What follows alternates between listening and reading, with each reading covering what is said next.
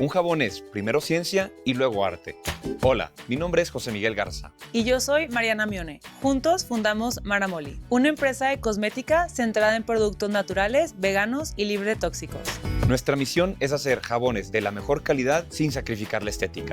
Hemos tenido la oportunidad de colaborar con marcas mexicanas y australianas.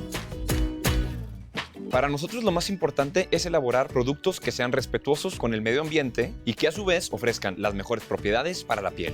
Por ello, trabajamos con una base de ingredientes veganos, libres de fragancias sintéticas, parabenos, sulfatos y colorantes artificiales. Tras probar con distintos métodos, optamos por la saponificación en frío, en la que los aceites retienen sus beneficios. Como resultado, el jabón aporta nutrición y suavidad. Luego aprendí a moldear nuestras creaciones. Siempre me ha gustado mucho expresarme con mis manos, manipular colores y olores y lograr resultados bonitos y tiernos.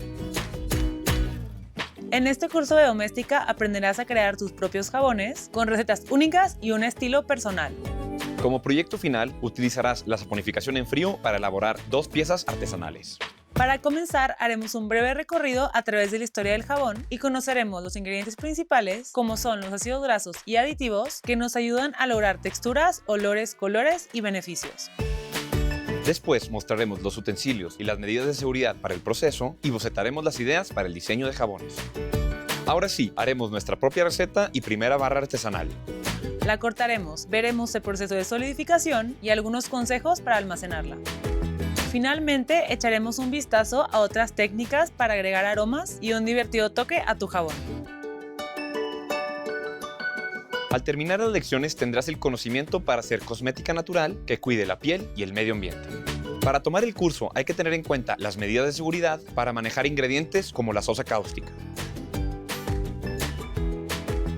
Conoce la química detrás de la creación de los jabones Y estimula tu creatividad.